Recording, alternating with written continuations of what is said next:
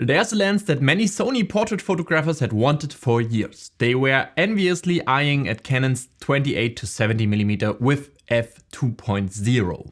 At the end of 2024, Sony finally released such lens, and given it's 6 years younger than the Canon one, we can certainly expect a lot. Today we will see if it lives up to the price tag and where its strengths and weaknesses lie. I'm David, you are watching DAVISION, and let's go.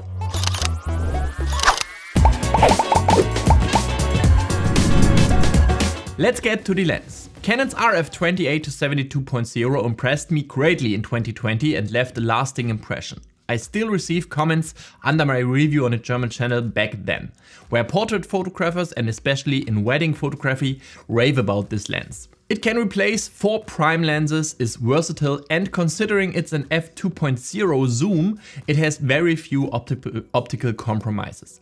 But the biggest downside is you have to dig deep into your pockets. But at least you get quasi gym membership included with a 1.4 kilos lens. Sony does not different with the price. The 28 to 72.0 G Master costs 3,600 euros, which is quite a chunk of money and 1,300 euros more than the 24 to 72.8 G Master 2.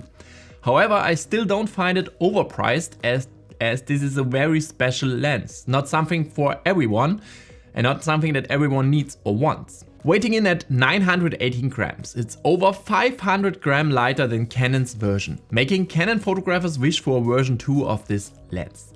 The Sony 28 to 72.0 weighs just 18 grams more than Canon's 24 to 70 with aperture 2.8. But both of the 2.0 zooms share the same length at 139mm and obviously extend when zooming. But where Sony shines, it's a centimeter smaller in diameter. It's also noticeable in the filter thread. Canon has a 95mm thread, which is hard to find, whereas Sony has an 86mm filter thread. Not the most common as well, but significantly better than even the larger size in the Canon lens. The lens offers everything you would expect from a new Sony G Master zoom lens. An aperture ring that can be locked and unclicked. A properly rubberized zoom and focus ring. And what I found very pleasant, the lens zooms very smoothly given its size and weight.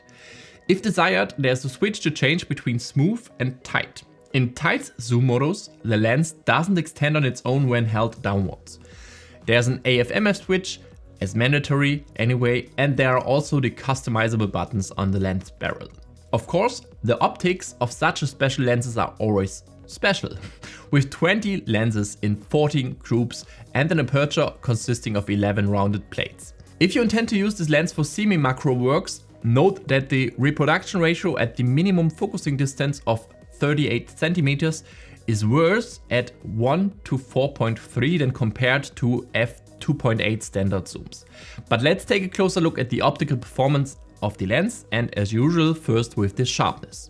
As always, I have my test shots made from the mountain to the town, and then of course I did what this lens is intended for, portrait and people photography. There's nothing to criticize about the sharpness at 28 and 35mm, even with maximum aperture. The center of the image is very good and tech sharp, and the edges are good but leave some room for improvement, which is notable at f2.8 stopped down. The center doesn't improve much, but the edges benefit at these focal lengths. From aperture 4 onwards, the lens is flawless in sharpness. At 50mm, the center is again absolutely tuck sharp at maximum aperture. The edges are slightly worse than at the lower focal length, but not really bad. Stopping down to f2.8 or 4 makes bigger leaps here. And 70mm is the weakness of this lens, if you would call it that. 70mm at f2.0 is slightly less sharp in the image center, but consistent to the edges. Stopping down to f2.8 makes a very noticeable leap here in sharpness in the image center, then with top performance over the whole image. In practice, sharpness was not the problem at all. I didn't take a single shot with this lens that I was in any way dissatisfied with. Even at 200% view on the eyes, everything is absolutely tech sharp and the focus is spot on, and the image quality is excellent for a zoom. This also applies to the topic of chromatic aberrations. I didn't see any chromatic aberrations, even in the most difficult backlit situations in the photoloft. where we are gathering material again last weekend. There was nothing to criticize about this lens performance. No unsightly contrast edges or brightly colored hair in backlit situations. Even if you try to photograph branches against bright sky, you only see a hint of lateral chromatic aberrations at aperture f2.0 in any focal length. Although these can be easily corrected very quickly, but it's not necessary here, as the lens was constructed without such compromises. However, what you always will have are longitudinal chromatic aberrations. In example, color shifts in foreground and background blur around the sharpness edge. Especially with high-speed lenses, they seem hard to avoid for the optics. The Sony shows them more clearly from 50mm to 70mm. They are quite noticeable at 70mm, but at 28 and 35 I didn't see them at all, or not as a problem.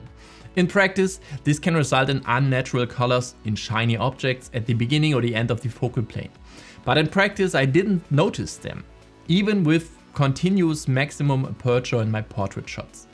If it does bother you, the only way to eliminate them is to stop down. Overall, chromatic aberrations are excellently controlled for such a fast zoom lens, but a portrait photography lens must also excel in bokeh terms.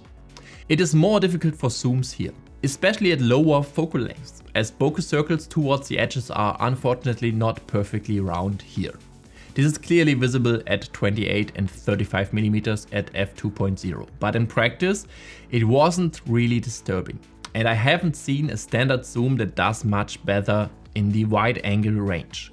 Bokeh circles are never as clear and smooth as with a prime lens, but there are no unsightly strong onion rings, just slight unrest noticeable from 50mm.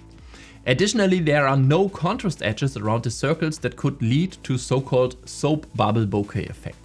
From 50mm onwards, the lens background separation potential at f2.0 is superb, but at 70mm the weaknesses in the bokeh are most noticeable. At least in this test setup. I had nothing to complain about it in practice. I didn't see any situation where the bokeh from this lens didn't meet or even exceed my expectations at all. Given that this is a quite large zoom lens, I expected some distortion, but was surprisingly surprised that it's so little. Yes, at 28mm there is some disturbing distortion, but from 35mm upwards it's not an issue at all. Apart from 28mm, everything is usable without a correction profile, and if you don't consciously remove the tick, you don't see it at 28mm either. Vignetting is somewhat more difficult. It is quite pronounced at 28 and 35mm at maximum aperture.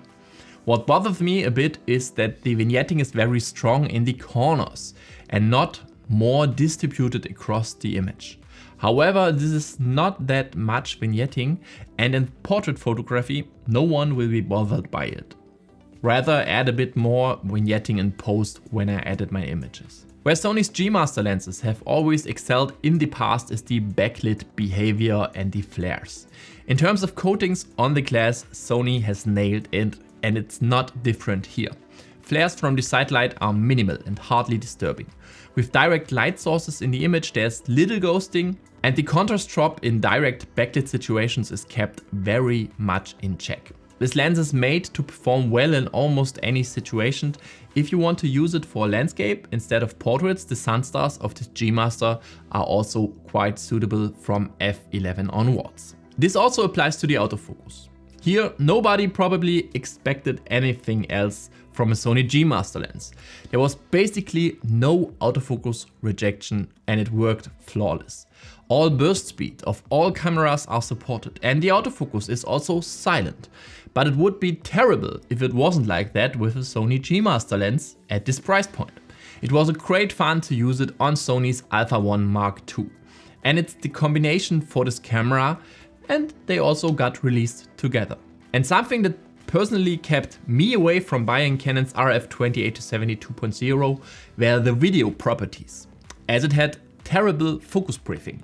Sony's 28-70 2.0 can be used very well for video if you find a suitable filter size in the right size. There's very little focus briefing here, if any. It's slightly visible at 28 and 35mm and not visible at 50 or 70mm at all. The only downside to the whole thing is that the lens is not parfocal, not even electronically parfocal, meaning the focus point changes when zooming in.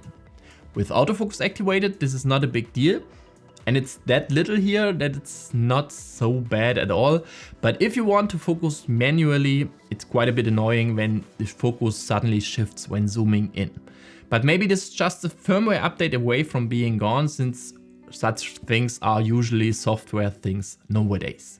But this is also not a deal breaker for me. The lens is mainly intended for portrait photography, for people photography, for journalists, for documentation work. It's super versatile, it's fast, it has excellent image quality for such a fast zoom lens, and the sharpness is nearly perfect. Separation is top, and for wedding photographer it means either less lens changing or more beautiful separation compared to a 24-70 2.8, or even better low light or a lower ISO number. The lens has no real optical weaknesses except that it's not parfocal. And compared to Canon's RF 28-70 2.0, I see almost only advantages. It costs about the same. It's significantly smaller, uses smaller filter size, is much lighter and has hardly any focus briefing.